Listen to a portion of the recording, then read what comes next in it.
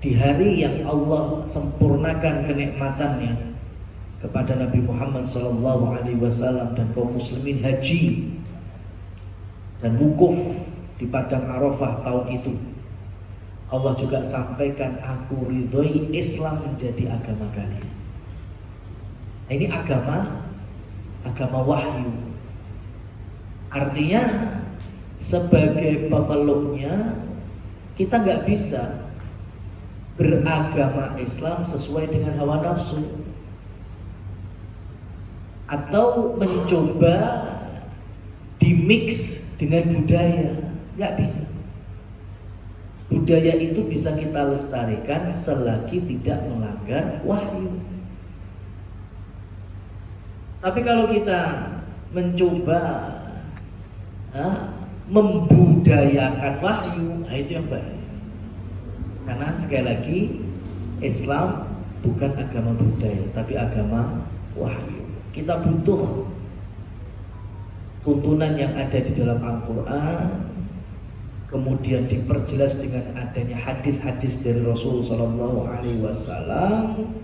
dan pemahaman para sahabat.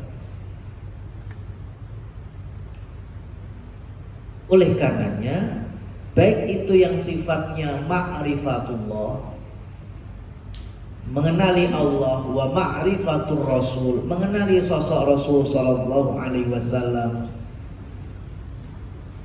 dan pengenalan dengan agama, bahkan interaksi muamalah kita dengan sesama, itu pun dibahas dan tidak pernah luput dari tuntunan Allah dan Rasulnya. Jadi sekali lagi, kita hidup di dunia itu sudah ada panduan, dan Allah Subhanahu wa Ta'ala tidak serta-merta ciptakan kita wis penting urip ngono tok, ya, selesai dengan kematian. Enggak. Kita hidup ini punya tanggung jawab, yaitu beribadah, bertakwa, manut, ya, dengan tuntunan itu.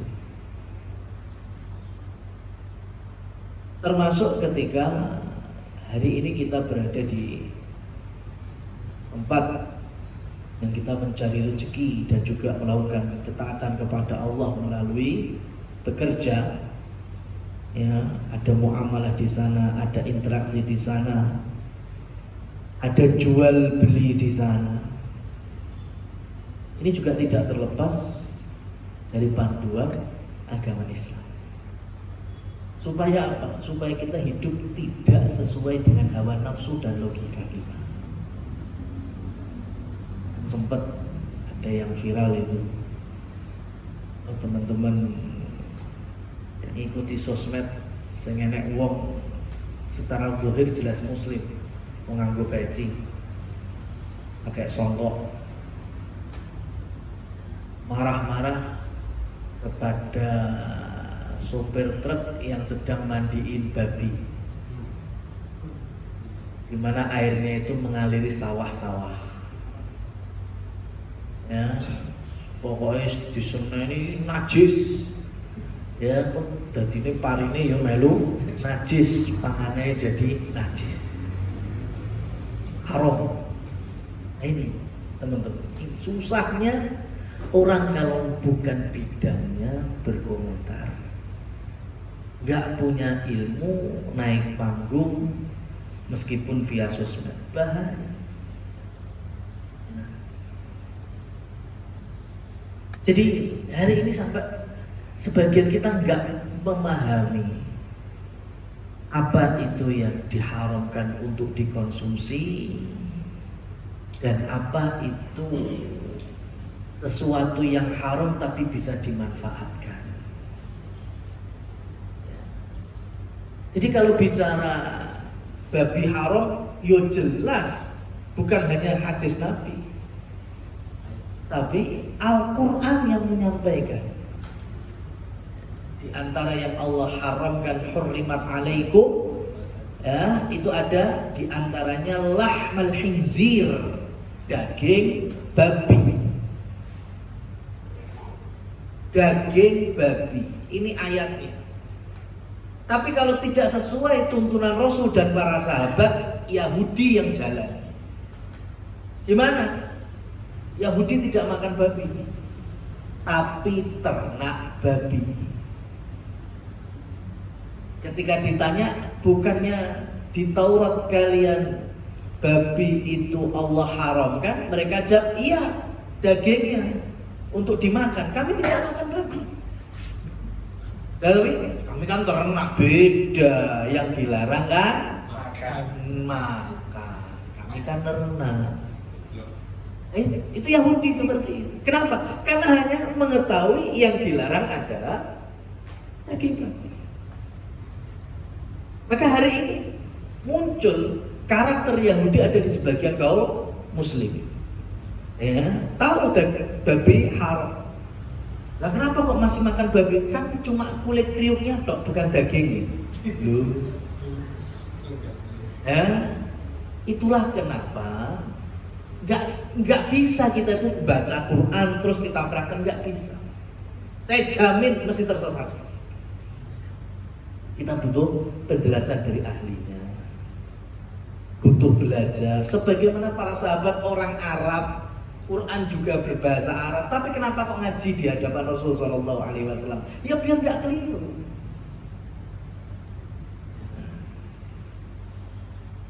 Makanya Rasulullah SAW sampaikan semua binatang yang Allah haramkan konsumsinya, maka Allah haramkan jual belinya. Sekali lagi, Rasul sampaikan bahwa binatang yang Allah haramkan konsumsinya, maka Allah haramkan jual belinya. Transaksi jual belinya jadi haram. Oh, berarti kalau babi diharamkan untuk mengonsumsinya, kita pun juga nggak boleh jual beli babi. Oh, kalau Allah Subhanahu wa ta'ala mengharamkan melalui Rasulnya ular misalnya, singa, macan misalnya, maka jual beli ularnya, macan, singanya juga haram. Hanya kok sampean golek tas kok dadak kulit singa, golek sabuk dompet kok kulit ulo, itu sama aja, Mas. Ya, nggak boleh kita membeli atau menjual dengan kaidah ini tadi. Jadi nggak butuh gitu, sepatu harus kulit ular, ya, sabuk dompet kulit ular, jaket kulit singo, macan, nggak perlu. Kenapa? Karena masuk dalam kaidah tadi. Nah, tentu zaman dulu para sahabat mereka pun punya kebun. Ada kebun kurma, ada zaitun, ya, ada anggur, dan mereka dulu juga mengenal pupuk. Maka bicara pupuk, ya, itu kalau berangkat dari binatang yang Allah haramkan, maka jual belinya juga haram. Jadi umpama enek wong ternak babi, terus teleke dikumpulne atau bahkan diproses, difermentasi, dikimiawi gimana sehingga nanti bisa menjadi pupuk kandang dari kotoran babi, kemudian dijual belikan. Boleh nggak jualannya ini? Nggak boleh. Masuk kaidah tadi. Berbeda ketika kita jual belinya dari binatang yang Allah halalkan kotorannya, kotoran pitik, kotoran sapi, halal kan sapi kita konsumsi, kotoran kuda, ya, kebu, bebek, mentok, Maka lek sak dadi peternak ayam, peternak kambing, terus kelitonge, teleke itu dikumpulkan, bahkan ada tengkulaknya yang siap mengambil untuk nanti jadi pupuk kandang. Jadi transaksi jual beli boleh nggak seperti ini? Boleh. Jadi binatang yang Allah halalkan, halal pula jual belinya sampai kotorannya. Sah jual belinya dan itu halal. Ini kalau bicara apa? Jual beli. Lah ternyata kalau kita duit tonggo, wong duit ternak babi. Terus teleke dikekne sampean cuma-cuma untuk pupuk kebun sawah sampean. Sampean terima boleh apa enggak? Boleh. Kan ini enggak jual beli, dikasih cuma.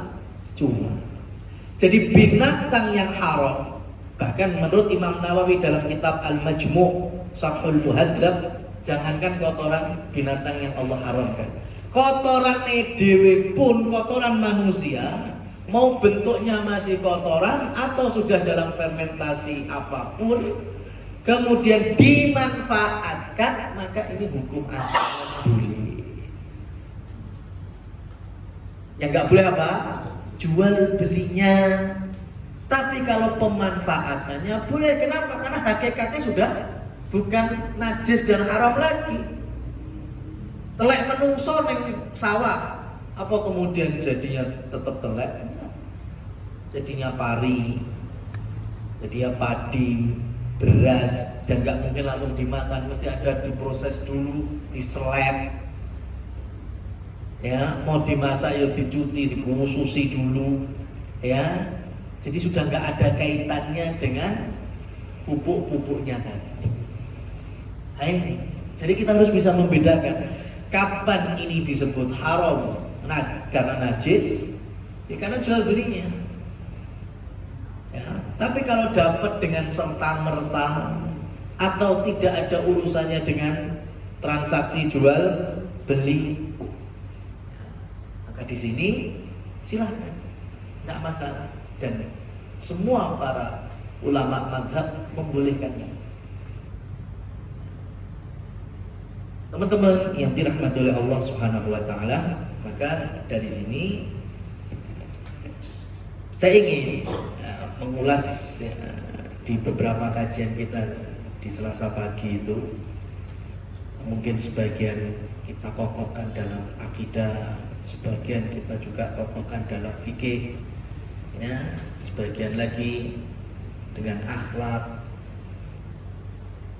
Maka di dalam fikih kita akan mencoba memulai mengenalkan kepada kaum muslimin, khususnya teman-teman di sini, bagaimana ketentuan jual beli di dalam agama. Ya. Wabil khusus karena kita berada pada perusahaan yang notabene transaksi jual beli. Allah Subhanahu wa taala berfirman, wa ahallallahu al-bai'a wa harrama riba. Ini dalil paling mantep dan paling pas terkait dengan jual beli, di mana Allah nyatakan Allah halalkan jual beli. Ya, Allah halalkan jual beli dan Allah haramkan riba. Maka dari sini yang namanya jual beli itu juga bagian dari ibadah. Sama dengan kita bahas sholat, bahas puasa, bahas kurban, bahas zakat, sama. Artinya setiap ibadah itu pasti ada ketentuannya.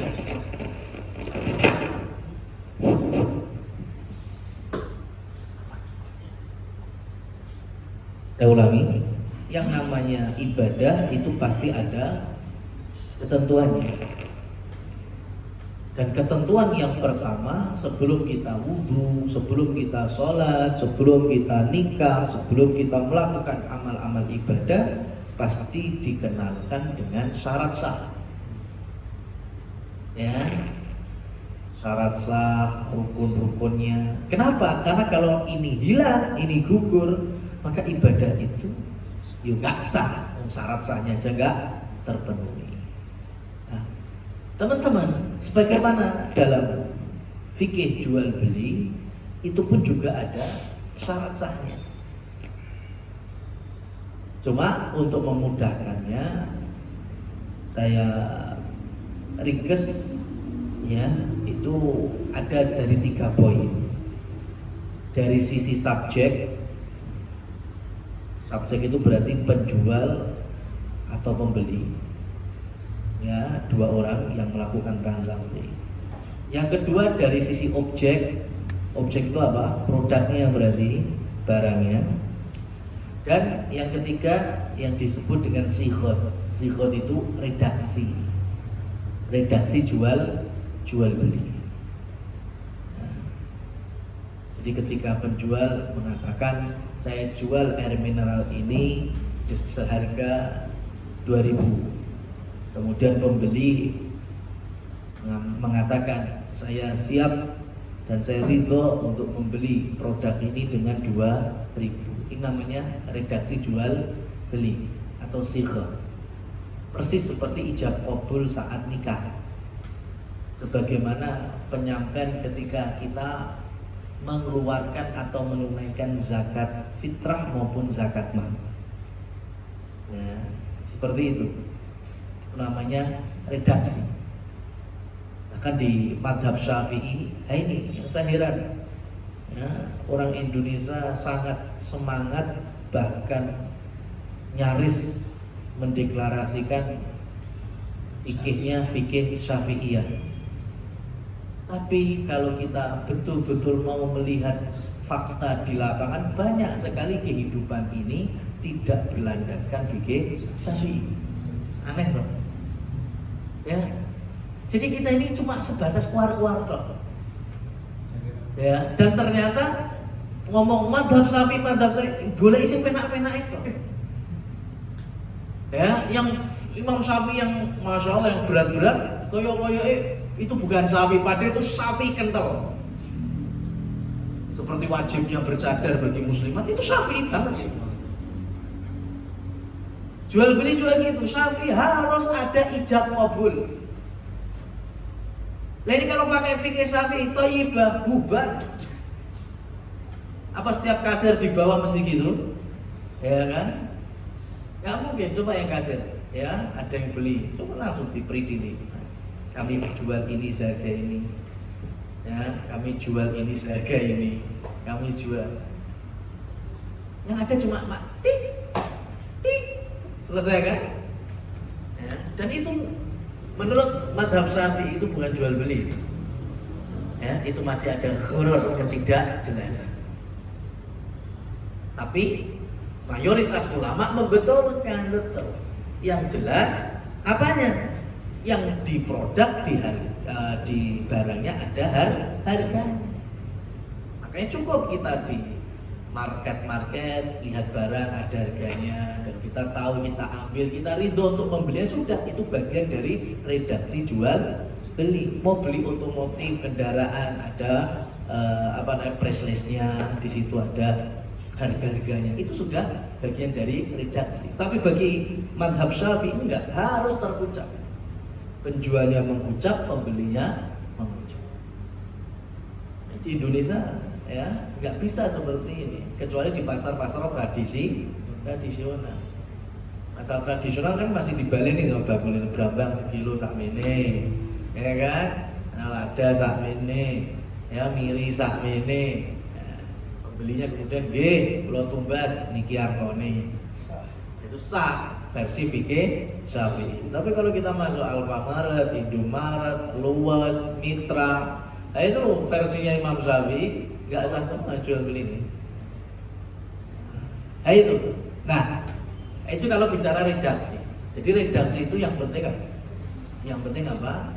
Yang penting jelas produknya ada, kemudian harganya juga tertera. Yang perlu kita kenali yang pertama yaitu dari sisi subjek, ya, dari sisi subjek. Itu penjual dan pembeli. Disebutkan ya, oleh Imam Abdurrahman As-Sa'di ya, rahimahullah tabaraka wa ta'ala, wa an yakuna al-aqidu malikan li syai'i aw ma'dhunan lahu fihi wa huwa balighun rasyid. Jadi syarat bagi penjual dan pembeli itu jelas. Yang pertama berakal. Makanya jual beli mbek wong edan gak sah. Begitu juga wong mendem sama. Ada orang mabuk terus jualan, gak usah direken mas. Ya, sampai direken percuma, karena transaksinya gak sah. Itu berakal. Dalam istilah lain, berakal itu masuk rosyid. Rosyid itu gampangannya dunum. Makanya jual beli sebelum balik itu hukum asalnya nggak sah, kecuali dengan catatan ya. Jadi ada anak kelas loro SD kok jualan ipon, itu nggak sah jualan. Begitu juga anak kok kelas 5 SD belum balik ujuk-ujuk tuku vario, itu juga nggak sah jual beli. Kenapa? Karena tadi harus balighun rasyid, balik dan mulai dulu. Maka para ulama membagi harta kepada bocah itu ada 3 ketentuan. Harta ya ada pada bocah itu ada 3 kondisi. Yang pertama 100% untung. Bagi bocah 100% untung. Ini boleh. Apa contohnya? Ada bayi lagi sok lumah murep bae sik urung teteh. Kunak ini sampean. Ya. Lucu, gemes, mbok sangon nih 100.000 cekene epek-epek. Boleh apa enggak? Boleh apa enggak? Boleh, 100% halal itu bagi si bocah. Ya kan? Ada ruginya enggak? Enggak ada ruginya, untung semua, cuma kasih 100.000 tok. Padahal mudeng duit belum? Belum. Ya. Tapi halal. Jadi nyangoni bocah itu halal. Itu yang pertama. Ya. Jadi untung 100%. Yang kedua, harta itu pada bocah bisa jadi kurang manfaatnya karena memang dia tidak tahu. Ya, maka ini bisa haram, ini bisa halal.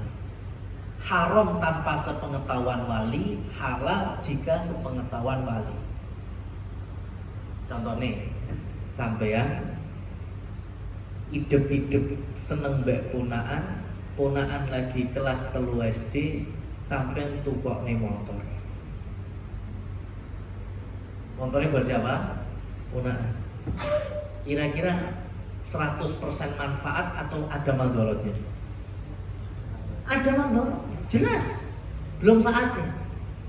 Maka kalau sampai ngasih motor tanpa sepengetahuan orang tuanya atau walinya, ini hukumnya haram. Tidak boleh. Ya. Bocah loh, lagi iso lungguh atau berangkat. Orang muda laptop, sampai hadiah laptop.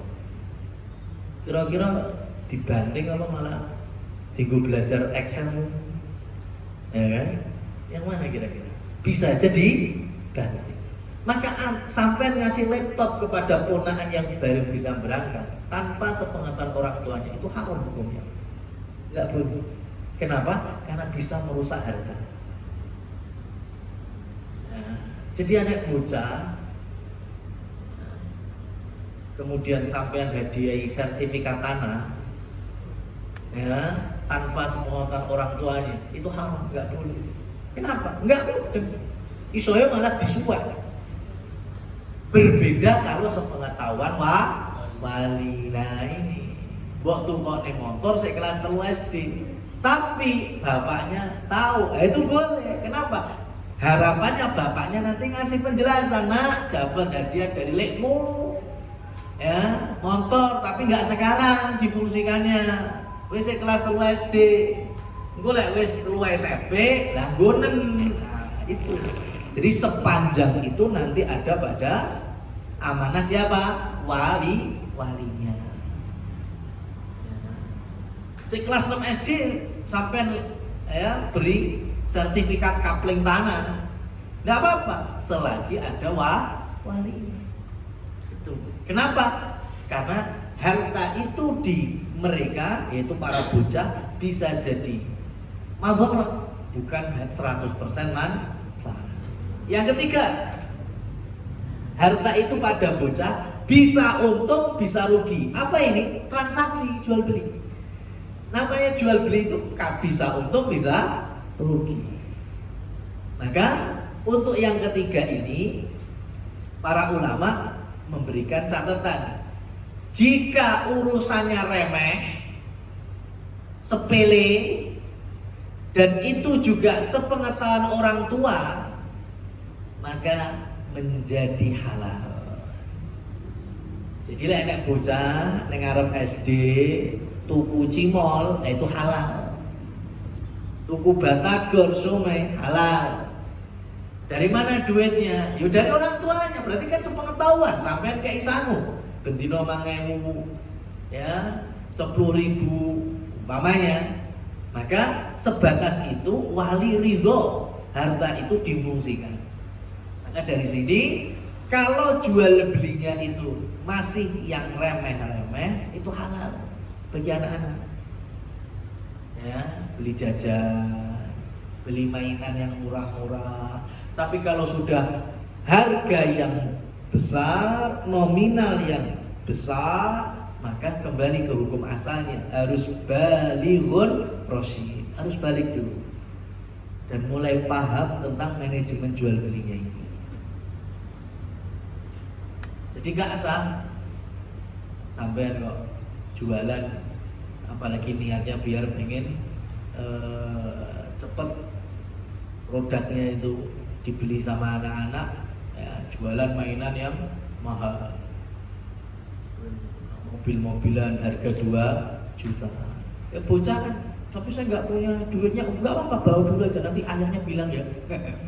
Ya, ini nggak sah jual beli. Terbukti anak itu nggak tahu, duit 2 juta aja nggak tahu. Nah ini banyak nggak dipahami oleh sebagian dari kita, hanya sebatas mencari apa? Keuntungan dunia. Usah pengen latih anak saya entrepreneur, beda. Nama yang latih kira-kira ada di sampingnya apa enggak? Nah, nama yang latih itu kan bimbing, ada di sampingnya. Itu beda. Tapi lagi dicol nih, nah dia belum masuk wilayah rasyid. Itu yang pertama. Dari sisi apa? Usia. Dari sisi yang kedua, yaitu apa? Malikan lisyai'i. Jadi penjual itu harus memiliki barang tersebut. Ya, penjual itu harus memiliki barang tersebut. Saya nggak punya barangnya tapi pengen jual, gimana Ustaz? Bisa. Berarti menjadi wakil dari produsennya. Apa itu? Agen, ya kan? Samsara atau makelar.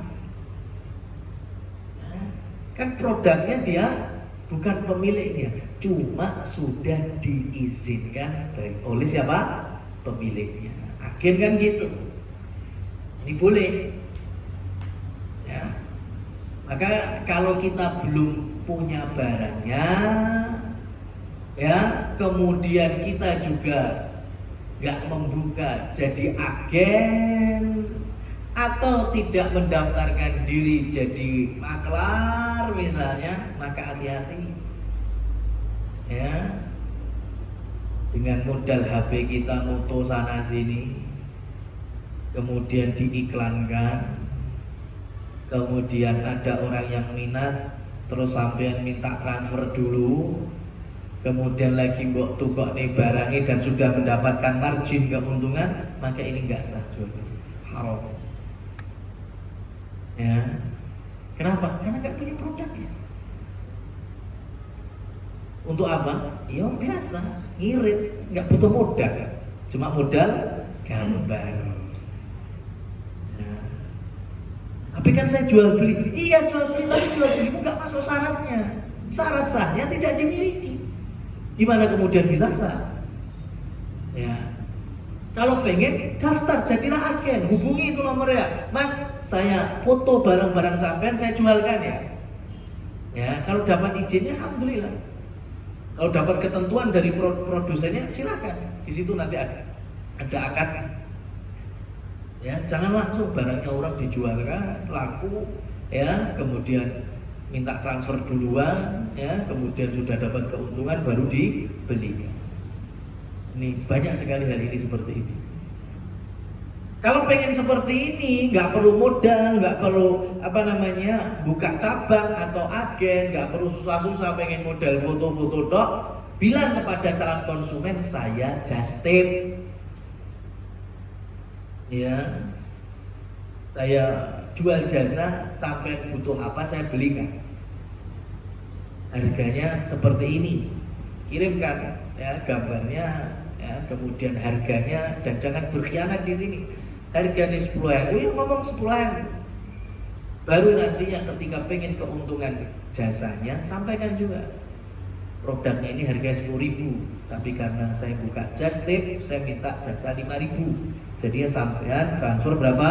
15.000. Ya, jangan sampean undangnya lagi dari harga produknya, sampai juga minta lagi untuk jasa titipnya. Ini namanya khianat dalam jual beli. Jadi saya ingin sampaikan kepada teman-teman, hari ini kenapa banyak orang yang jualan tapi juga lebih sedikit berkahnya? Ya karena gini, sembarangan, yang penting jualan aja, nggak lihat ketentuan-ketentuan dalam syariat. Salah satunya ini, usia sudah, insya Allah semua tahu. Yang kedua tadi, malikan lisyai, ya, kita tahu produknya. Makanya di dalam Islam tidak boleh menjual apa? Menjual peluang, nggak boleh. Itulah kenapa semua yang sifatnya multi level marketing hari ini secara fikihnya masih diharamkan. Kenapa? Hakikatnya jual peluang. Produknya itu itu cuma samar tok. Yang penting daftar dulu member. Apapun barangnya mesti ada membernya. Sudah masuk member, nanti baru dimotivasi supaya mencari member baru untuk downline-nya.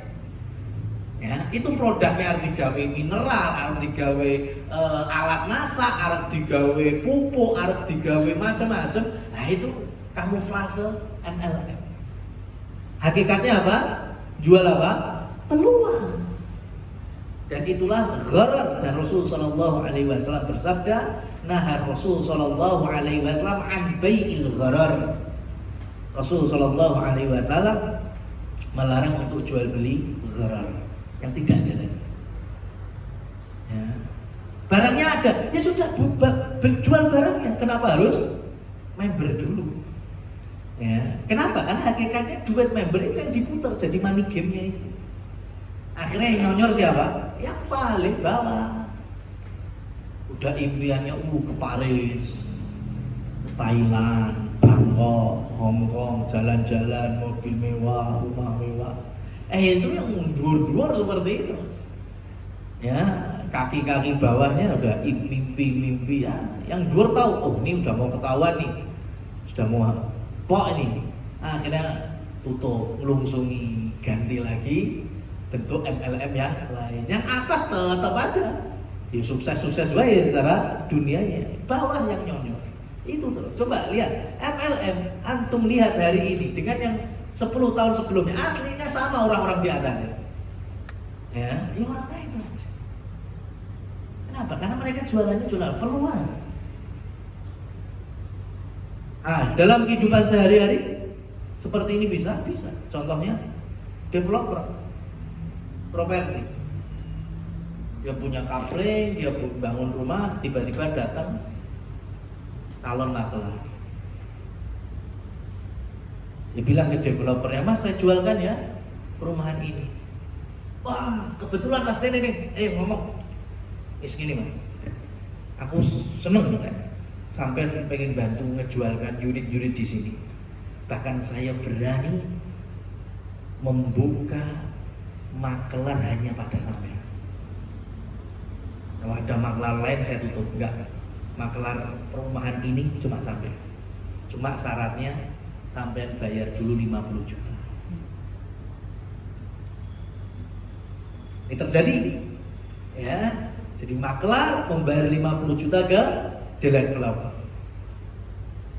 Saya mau tanya, yang namanya makelaran, jualan, bisa jadi dalam 1 tahun umpamanya, sing laku cuma 2 unit. Umpama akadnya hanya 2% atau 5%, ya. Dalam setahun itu, padahal tadi pokoknya setiap tahun sampean bayar 50 juta. Lah tahun itu cuma laku 2 unit. Kira-kira fee-nya dapat berapa? Mamanya kurang 15 juta aja. Atau 10 juta aja. Rugi gak makelarnya? Rugi. Dia udah bayar 50 juta. Ya kalau dalam setahun 20 unit laku, oh dia untung makelar. Saya mau tanya, terus 50 juta ini duit apa ini? Inilah peluang dari membeli peluang. Dan inilah gharornya. Itu.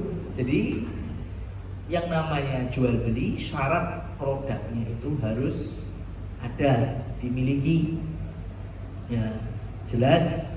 Salah satu jelasnya yaitu dengan adanya harga dan juga kepemilikan mutlak atau kepemilikan karena diwakilkan agen ataupun makelar. Itu syarat sah dari sisi subjek. Insya Allah kita lanjutkan di pertemuan berikutnya terkait dengan dari sisi objek. Wallahu a'lam bishawab. Kita kembalikan kepada pembawa acara.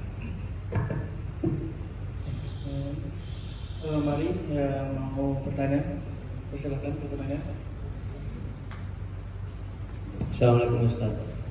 Mohon izin mau tanya terkait yang tadi Ustaz sampaikan, kalau kita zakat sama zakat fitrah atau zakat mal atau zakat fitrah itu apakah ketika kita memberikan itu, kalau ke lazis itu kan jelas ya, saya berikan zakat fitrah, saya berikan zakat mal. Tapi kalau kita sendiri, kadang kan kita kan masih punya saudara atau tetangga yang menurut kita dia sangat membutuhkan dan masuk ke 8 asnaf zakat itu kan. Nah kalau kita memberikan ke orang langsung, apakah ada ketentuan syarat sahnya itu harus menyampaikan bahwa misalnya Pak D, Bu D, ini zakat mal atau zakat fitrah dari saya seperti itu? Karena saya pernah dapat kajian juga, ada pandangan kalau kita harus menyampaikan itu tembungi zakat itu, takutnya itu melukai perasaan si penerima itu. Itu aja Ustaz. Baik. Barakallahu fiik. Tadi disampaikan kalau kita ke lazis atau basnas maka kita menyampaikan. Saya mau tanya, lazis basnas itu jadi apa? Wakil kita, wakil, bukan perantara, wakil. Ya, wakil. Jadi kita mewakilkan pengeluaran dan penunaian zakat mal ini kepada basnas atau lazis. Jadi wakil kita. Berarti kalau nggak ada wakil, siapa? Kita sendiri. Berarti kalau kita ke basnas atau lazis mengucapkan, kalau nggak pakai mereka, yuk diucapkan. Karena basnas itu hanya wakil kita. Itulah membedakan antara zakat wajib dengan zakat sunnah. Apa zakat sunnah itu? Sedekah, infak, wakaf. Ya, karena istilah lain dari zakat itu sedekahun wajibatun, sedekah wajib. Ya. Kalau kemudian ada pandangan lu nanti melukai hati yang dikasih, kok bisa melukai, ini perlu dievaluasi. Ya kan? Kan contohnya gini Mas, kita ini kan memberikan zakat kepada yang berhak. Contohnya fakir miskin, apalagi fakir miskinnya dari keluarga, itu pahalanya double. Pahala zakatnya, pahala silaturahminya, pahala membantu ke kerabatnya. Yang namanya orang fakir miskin butuh kan? Butuh kan? Kemudian dibantu dengan harta zakat halal, harusnya senang mau minder. Harusnya kan seneng. Lah kok malah sakit hati itu dari mana? Saya nggak nyambung di sini. Ya kan? Kok jadi sakit hati gimana? Lu ini kita fakir miskin. Kalau fakir miskin ya, atau sedang terlilit hutang, kemudian dibantu sama dulure dhewe nih. Mas, saya ini waktunya keluarin zakat mal saya, Mas. Ya, ini zakat mal saya selawe yuto. Saya dengar-dengar Mas sampean kan jadi sing diutang sebelum nggak sahur. Piro zakat utang? 20. Wah, ini ya, ini zakatku tak sampai nang sama. Kira-kira seneng gak itu orangnya? Seneng harusnya. Makanya kok jadi sakit hati itu kan nggak tahu. Ya, itu yang pertama. Jadi memang tidak merubah kaidah, sesuatu yang wajib harus kita sampaikan dengan lisan. Untuk apa? Supaya yang berhak mustahiknya tadi tahu kalau ini bukan sedekah sunnah. Ini memang zakat. Ini zakat fitrah juga gitu kan, sampai lah kalau langsung tunaikan ke orang miskin, Mbah, niki zakat kula sak keluarga nggih. Supaya tahu, bisa jadi nantinya dikiranya cuma sedekah biasa. Itu. Kemudian kalau tidak terucap zakat, ini bahasa teknisnya ya, ada orang miskin didatangi orang kasih, tapi tanpa mengucapkan zakat. Dia tahu ini orang kaya di kampung, maka si miskin ini berhak mendatangi amil atau basnas. Kalau kita sampaikan, Pak basnas, saya ini orang fakir di wilayah ini, saya tunggu-tunggu zakat mali dia kok nggak datang-datang ya. Ya kan? Maka basnas ini, saya bicara hukumnya ya, secara teknis hukumnya. Maka basnas boleh memaksa si kaya tadi untuk mengeluarkan harta. Terus si kaya bilang, "Loh, wes tak tok nih. Loh, versinya si miskin belum." Ya kan? Sudah, cuma saya nggak ngomong. Nah, disitulah akhirnya terjadi miskomunikasi. Ya, ini contohnya. Makanya kenapa toh hari ini musim haji misalnya, kenapa Kerajaan Saudi Arabia melarang yang sudah tawaf umroh atau tawaf wajib dengan pakaian ihram ya, untuk tidak lagi ke bawah atau ke arena pelataran Ka'bah, supaya sholatnya tetap di di atas. Kenapa? Ya supaya tidak padat di pelataran Ka'bah. Tapi orang Indonesia asing penting kan syaratnya nganggo pakaian sholat biasa pakai neng ngisor. Ya, petugas taunya dia sedang apa? Haji, tawaf wajib atau umroh wajib dalam kondisi ihram. Dan orang itu kita nggak tahu kalau umur sampai di situ gimana. Berarti kan wafat di saat sedang tawaf, di saat sedang pakaian ihram. Petugas taunya kondisi ihram. Ingat, jenazah ihram dengan jenazah di luar ihram beda. Jenazah ihram tetap pakai pakaian itu. Lah sekarang orang yang udah nggak sedang ihram, hanya pengen yang pelataran Ka'bah pakai seragam itu, akhirnya nanti diurusi pakai gimana? Akhirnya fikih jenazahnya rusak. Itulah gambarannya ketika kita melanggar ketentuan mungkin cuma sepele, tapi timbangan fikihnya itu berat. Wong ini hadiahnya cuma asli wong nggak ihram, pengen neng cedak Ka'bah tok. cuma pakaiannya aja pakaian ihram, ngelabui kan ini ceritanya. Jur mati. Berarti kan diurusi sebagaimana orang yang sedang ihram. Padahal dia tidak sedang ihram, cuma pakai baju ihram. Ayo, piye coba? Itu. Begitu juga tadi, orang ketika mengeluarkan yang wajib diucapkan. Makanya akad itu kan bagian dari wajibnya nikah. Ya kan, rukunnya nikah akad. Aku nikahi, aku nikahkan, aku terima nikahnya. Coba meneng gimana? Terus pokoknya salaman tok ya. Ayo. Gimana? Nggak bisa. Itu tidak menggugurkan akad itu, tetap harus terucap. Nggak bisa ngucap, bisa dikuasakan.